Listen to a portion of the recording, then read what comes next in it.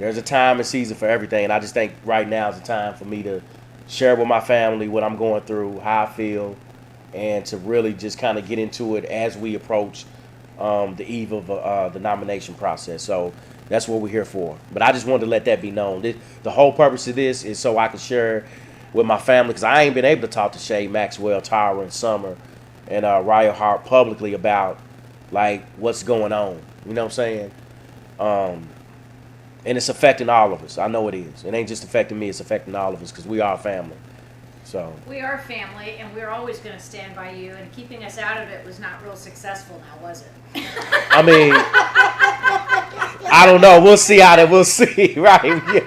It's lonely. You get lonely sometimes. Like for real. Like when you out there trying to do this work, it does get lonely, and that's really the reason why we formed the 502 Live Streamers, right? Because we was out there in the midst of a storm by ourselves, and wasn't nobody watching our back, nobody. So we was like, we looked around, saw each other, and we was like, well, we can support each other. You know what I'm saying? And we became a family. It's really just to look at the truth, look at the facts, and the facts lead to justice, and that's what we need. We need true justice. That's it home. And I decided that I did want to engage in this process of being serving on this board.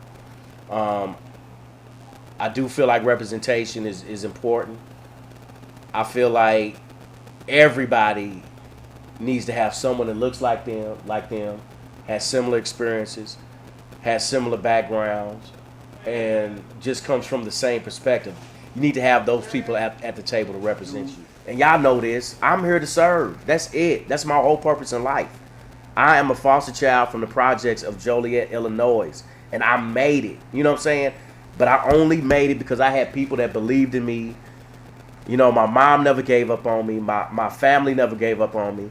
I was in a system that says if I'm in this certain system, you're a statistic. You won't make it out.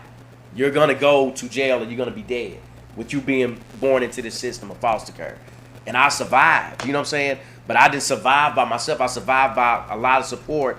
And a lot of that support came from the community. Because, you know, back in the 80s, Shay, you know, Maxwell, Summer, Ryle Hart Tower, it was all about community. We took care of each other. You know, I got ass whoopings from the neighbor.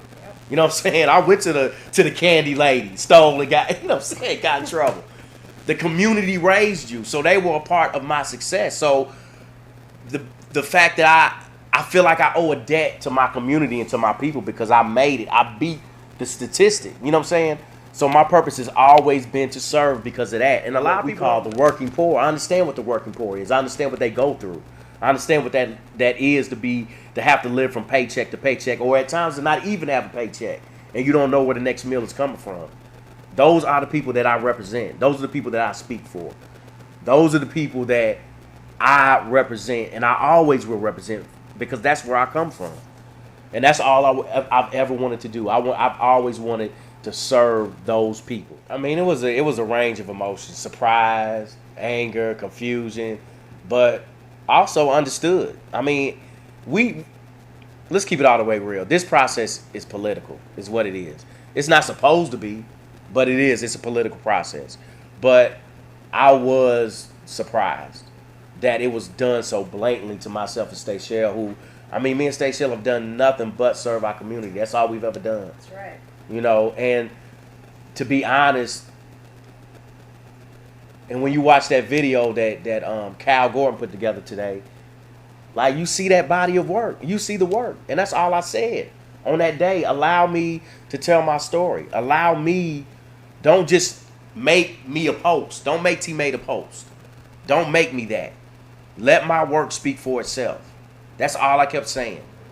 You know, to the people who were trying to hold me accountable.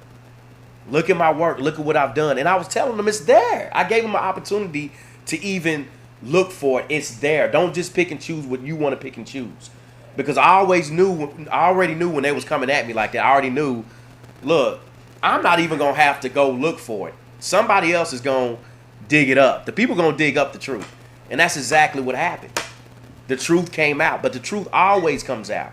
What's done in the dark always comes to light. So now we see that really it's about something else. But just to answer the question, just a range of emotions, you know. But for the most part, I think the biggest word that I could use that's accurate it was just surprised. And I've talked with Shay about this plenty of times. Plenty of times I've talked to Shay about this.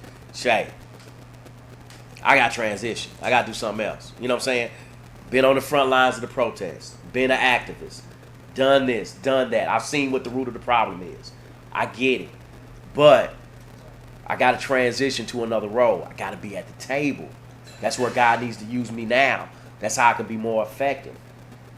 You know what I'm saying? And then God just puts you on the path to where he wants you to be at. So that's all this has ever been about. It's not about, I don't want people to focus on, and I know people want to see me and Stacey on the committee. They want to see us there. And I want what the people want. Trust me. But we have to understand it's a bigger picture than that. It's more than just about being on the committee or being on the board. It's about serving the people. So regardless if I get confirmed, Stacey don't get confirmed, Stacey gets confirmed, I don't get confirmed, we got work to do. We still gonna continue to do the work. And look, I've been criticized by my community, by the same people that I serve that love me, for talking to police. I've been criticized for it. You or I. Why are you talking to them? Why are you? But I can't change who I am. That's what I do. I talk to people. And I'm always going to talk to people because I'm a communicator. That's just the spirit God put in me. So that context is the most important thing to understand.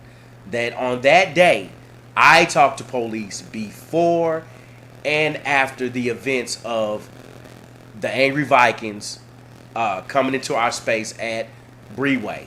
And then once we were at Breeway, we all had made up our minds that on this day we might die. But we was committed to the story. We was committed to telling the story because wasn't nobody else going to tell it.